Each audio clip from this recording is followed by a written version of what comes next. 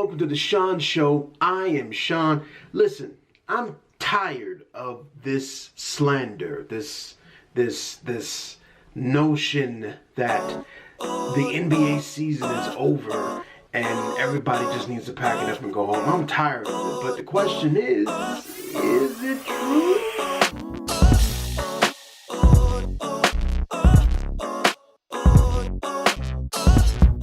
Hi, welcome to the Shaun Show. My name is Shaun. Remember to like, share, comment, and subscribe. Helps us out here greatly. Welcome to all of the fans. I'm not gonna call you guys fans because it's like we just talking. Y'all just homeboys and homegirls. Welcome to all the homeboys and homegirls who've come back to the show. Appreciate you. I just got done watching throughout the entire day. And if you're like me, if you're a sports fanatic, which you should be because you're watching the Shaun Show, then you know all day long they've been running things about the Los Angeles Lakers and the Brooklyn Nets in the game that they had last night. Now, the Brooklyn Nets could not miss anything. I mean, they were 50% from the field. They were shooting uncontested shots, contested shots. It was just a runaway performance by a team that's trying to get respect and trying to calm the naysayers, because the Brooklyn Nets together on paper look unstoppable, but everybody's been picking at their defensive capabilities or their lack thereof. Now, from a defensive perspective, they did good. And I'm going to talk about the game for a little bit. They did good. Was it a virtuoso performance? Was it where, they just completely shut the Lakers out? Was it where they clamped down and it was the Detroit bad boys of old? Absolutely not. I see what the narrative is now, and it kind of started yesterday with Shaquille O'Neal on Inside of the NBA when they were saying that this is a team that has timely stops. And then I saw Stephen A. Smith, and he said this is a team that can create timely stops. And that's really what the narrative is going to be on this team, is that this is a team that can create timely stops. But as you're creating these timely stops, like, are you really doing anything different from, let's say, a team that is a bottom dweller in the NBA? Are you doing, anything different from, I don't know who has the worst record in the league, but let's just say the Milwaukee Bucks, for example. The Milwaukee Bucks, and then they don't have the worst record of the league, but they are, they've lost 5 straight games, right? Or the Sacramento Kings or the Orlando Magic. I mean, what exactly is the litmus test on what is a good defense and what is a bad defense? Because a bad defensive team, right, can look good on some nights defensively. That's just how it is. A bad defensive team can face a team that's just really just looking past them and can just blow them out of the water or shut them down. So what I'm saying is, was the defense all that great last night? Or was it just people amping it up because they've never seen this Brooklyn team play defense? Now, once you take the defensive equation out of it, then let's talk about the actual performances of the superstars. I saw earlier Kendrick Perkins had said, it wasn't really Kyrie or wasn't really James Harden. It was the others, as Shaq likes to say. It was the other people on the Brooklyn Nets that were shooting the lights out. Joe Harris had 6 3-pointers just by himself. I think TLC had about 3. I think Landry Shamet had 2. I mean, everybody was shooting the lights out.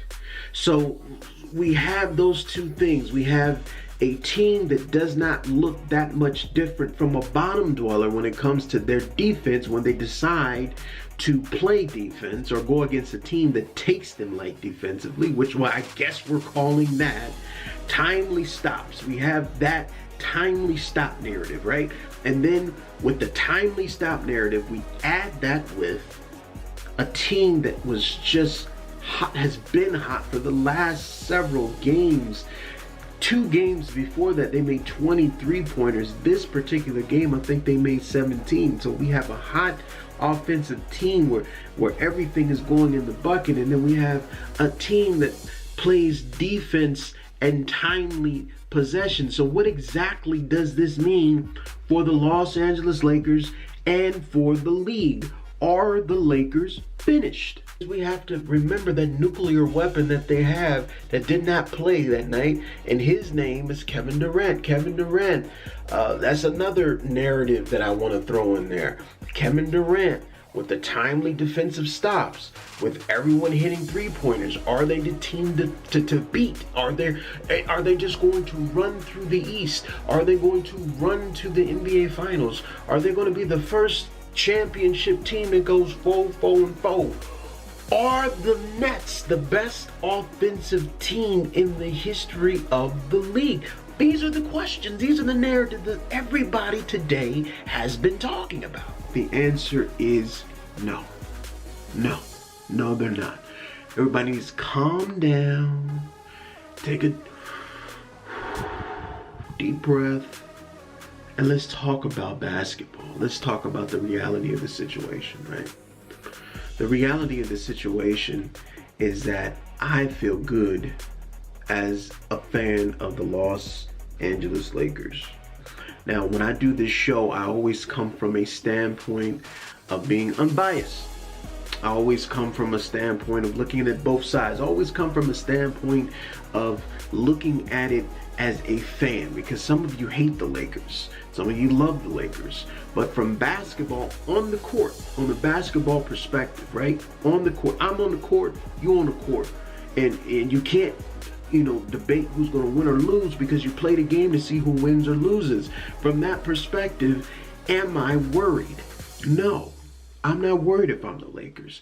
You have to put into your thought pattern here a few things. And these are the things that these sports broadcasters today have completely erased, and I mean completely erased, from their synopsis of how that basketball game went. First of all, AD wasn't playing. Now AD, he's gonna give you, he can give you 20 and 10 easily. He can do that easily.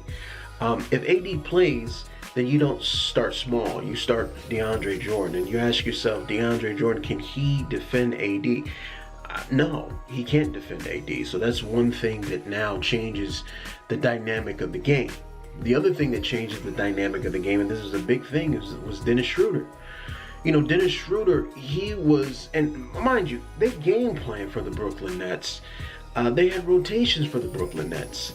They have, strategy and plays ran to, I'm very sure, to focus Dennis Schroeder more, because he needs to score the ball, the basketball. He has to become one of the top scorers with AD now out and hurt for the moment.